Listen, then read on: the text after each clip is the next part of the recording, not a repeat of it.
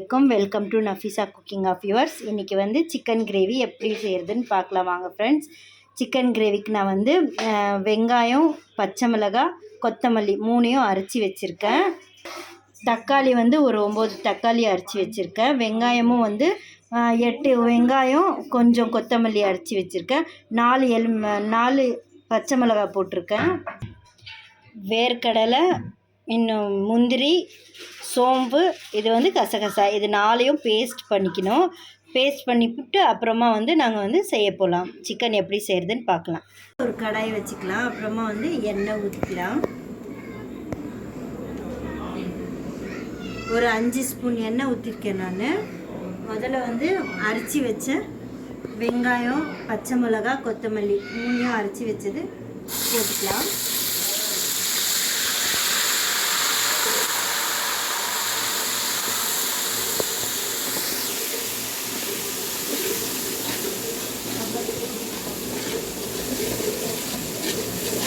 இந்த பச்சை மிளகாவோட வாசனை, வெங்காயமோட வாசனை எல்லாம் போயிடுச்சுன்னா அதுக்கப்புறமா மசாலா போட்டுக்கலாம்.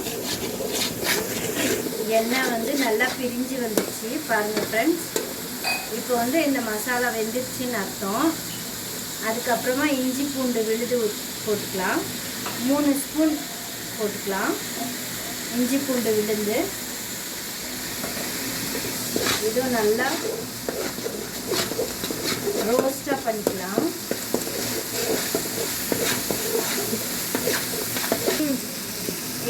இதோட வந்து நான் முதல்ல காமிச்சேன்ல அதோட பேஸ்ட்டு போட்டுக்கலாம். முந்திரி, வேர்க்கடலை, சோம்பு, கசகசா 4ஐயும் சேர்த்து வச்ச விழுது வந்து நல்லா மெய்யாக அரைச்சிட்டு அதுக்கப்புறமா சேர்த்துக்கலாம். அதோடவே தக்காளியும் சேர்த்துக்கலாம்.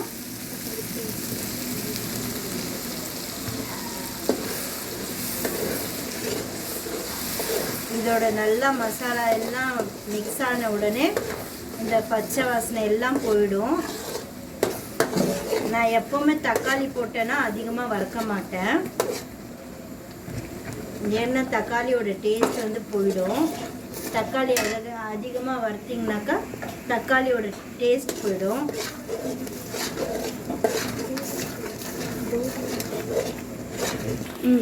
இது நல்லா கொதிக்கும்போது மசாலா எல்லாம் போட்டுக்கலாம். மசாலா என்னென்னாக்கா மஞ்சள் தூள், காரத்துக்கு காஷ்மீரி மிளகாய் பொடி, இது வந்து கரம் மசாலா, இது வந்து ஜீரா பவுடர், இது வந்து கடுகு, இது வந்து பெப்பர். இது எல்லாமே சேர்த்து இந்த மசாலா எல்லாம் சேர்த்து நல்லா திரும்பவும் வறுத்துக்கணும்.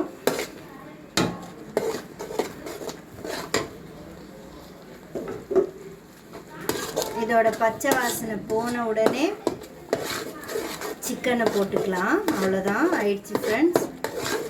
நல்லா இதாகிடுச்சுனாக்கா சிக்கனை போட்டுக்கலாம்.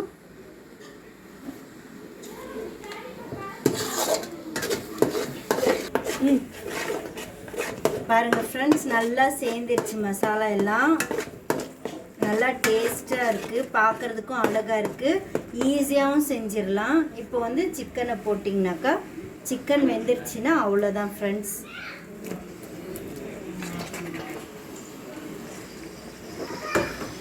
இப்போ வந்து கடைசியாக நான் வந்து உப்பு போட்டுக்கிறேன். உப்பு போட்டு ஒரு அரை மணி நேரம் நீங்கள் விசில் விட்டிங்கனாக்கா ஒரு 2 விசில் விட்டுக்கோங்க. ரொம்ப கொலன்னு ஆகிடும். அதே கடாயில் செஞ்சிங்கனாக்கா உங்களுக்கு வந்து அது வந்து கரெக்டாக வெந்திருக்கும். 100% சூப்பராக வரும். நீங்கள் குக்கரில் வச்சிங்கனாக்கா சீக்கிரம் வேணும்னா குக்கரில் வச்சுக்கோங்க. 2 விசில் அவ்வளோதான் நான் சொல்கிறேன். அப்போது வந்து நீங்கள் ஒரு 2 விசில் விட்டிங்கனாக்கா போதும். இதை வந்து கடாயில் நான் செய்கிறதுனால எனக்கு ஒரு 10 நிமிஷம் ஆகும். இப்போ வந்து உப்பை போட்டுக்கலாம். உப்பை போட்டு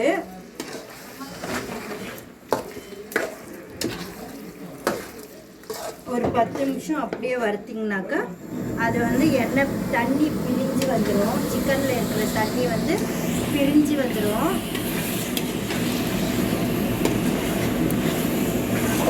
இதுக்கப்புறமா நாங்கள் வந்து மூடியை போட்டு மூடி வச்சிடலாம்.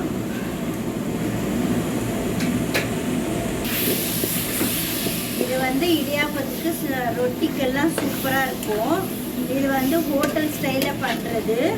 நீங்கள் வந்து 5 ஸ்டார் ஹோட்டலில் போய் சாப்பிட்டீங்கன்னாக்கா சேம் டேஸ்ட்டாக வரும். உங்களுக்கு அதே டேஸ்ட்டாக தான் வரும். நீங்கள் ஒரு வாட்டி செஞ்சு எனக்கு கமெண்ட் பண்ணுங்கள் ஃப்ரெண்ட்ஸ். சப்பாத்திக்கு இடியாப்பத்துக்கு எல்லாம் சூப்பராக இருக்கும். நீங்கள் இது எப்படி இருக்குன்னு எனக்கு கமெண்ட்ஸ் பண்ணுங்கள் ஃப்ரெண்ட்ஸ். இன்னும் வந்து ஜூஸியாக சூப்பராக இருக்கும். இதுக்குள்ளே மசாலா எல்லாம் இறங்கிடுச்சுனாக்கா சிக்கன்னாவே வந்து நிறைய வெரைட்டி செய்கிறாங்க. நீங்கள் இந்த மாதிரி வெரைட்டி செஞ்சு பாருங்கள், சூப்பராக இருக்கும். நீங்கள் சாப்பிட்டு பார்த்து எனக்கு கண்டிப்பாக கமெண்ட்ஸ் பண்ணுங்கள் ஃப்ரெண்ட்ஸ். இப்போ வந்து நம்ம எண்ணெயெல்லாம் பிரிஞ்சு வந்துச்சு. இதோட அரைச்சி வச்ச மசாலா எல்லாம் தண்ணி இருக்குது. அந்த தண்ணி ஊற்றினீங்கன்னாவே போதும் ஃப்ரெண்ட்ஸ். ஊற்றி ஒரு 10 நிமிஷம் இல்லைன்னா 15 நிமிஷம் மூடி வச்சிங்கனாக்கா சூப்பராக ஜூஸியாக அப்படியே கையில் வச்சிங்கனாக்கா அப்படியே சூப்பராக வரும். அந்த மாதிரி ஒரு சிக்கன் ரெடி ஆகிடும். நீங்கள் செஞ்சு பார்த்து எனக்கு சொல்லுங்கள். வாங்க சாப்பிட்லாம் ஃப்ரெண்ட்ஸ். இந்த மாதிரி கொதிக்கிற ஸ்டேஜில் இப்போ வந்து மூடியை போட்டுடலாம். மூடியை போட்டு கொஞ்சம் சிம்மில் வச்சுக்கலாம். ஏன்னா அடி பிடிச்சிக்கும். அதனால கொஞ்சம் சிம்மில் வச்சு சமைச்சிங்கனாக்கா எப்போவுமே சூப்பராக வரும். கொஞ்சம் லேட்டாகும், ஆனால் சூப்பராக வரும். இல்லை உங்களுக்கு சீக்கிரம் வேணும்னாக்கா நீங்கள் வந்து குக்கரில் வச்சு ஒரு 2 விசில் இந்த ஸ்டேஜில் வச்சுருங்க. நான் அப்போ சொன்னேன் இல்லையா, அதனால வந்து இந்த ஸ்டேஜில் குக்கரில் போட்டிங்கனாக்கா 2 விசில் அவ்வளோதான் ஆயிடுச்சு. இதுக்கப்புறமா அந்த சிக்கனை வெந்து வர வரைக்கும் நான் வந்து இடியாப்பம் செய்கிறேன். அதுக்கு பாருங்கள் ஃப்ரெண்ட்ஸ், எல்லாமே ஆயிடுச்சு. ஜூஸியாக சூப்பராக நல்லா வெந்து வந்துடுச்சு. அவ்வளோதான், 10 நிமிஷத்தில் சிக்கன் வந்து ரெடி ஆயிடுச்சு. நீங்கள் லைக் பண்ணுங்கள், ஷேர் பண்ணுங்கள், கமெண்ட் பண்ணுங்கள் ஃப்ரெண்ட்ஸ். அவ்வளோதான். இதை வந்து சாப்பிட்டுட்டு எப்படி இருக்குன்னு எனக்கு கமெண்ட் பண்ணுங்கள் ஃப்ரெண்ட்ஸ். அல்லாஹ் ஹாஃபிஸ்.